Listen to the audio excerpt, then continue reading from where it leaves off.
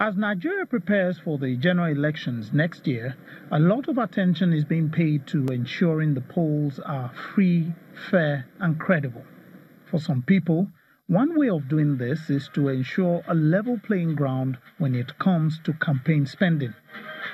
It's an issue these officials of political parties are here to consider.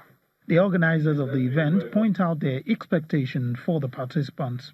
You know that ignorance is not an excuse in law, and so we want them to familiarize themselves with the regulation so that we begin to reduce the influence of money in our campaigns, particularly in the light of the impending general elections in 2019. For one of the speakers at the event, one challenge is with the legislation on campaign spending itself.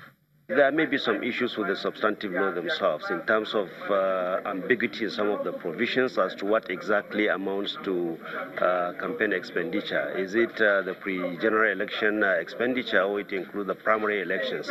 For officials of the political parties, there are other challenges.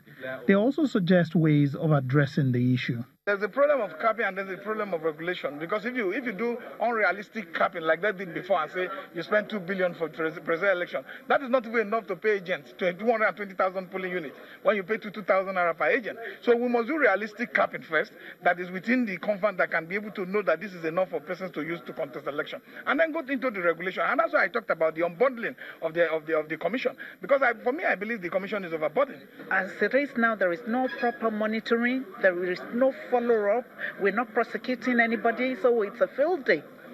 It's a field day, really. Now the problem here is tracking and enforcement. You understand? When you cannot track the funds, then you cannot enforce anything about their funds. You only take records of their amounts. Sometimes they will not even declare the amounts they have spent. I think INEC should look inwards and find a way to be funding political parties, because if they don't do that, private individuals will come and bring in their money and hijack these political parties, and we'll be back to square one again. The National Assembly has just completed work on amending sections of the Electoral Act on campaign spending. However, the country needs to take active and concrete steps to make it clear that elections in Nigeria must not be monetized. Lanre Lasese, Channels Television News.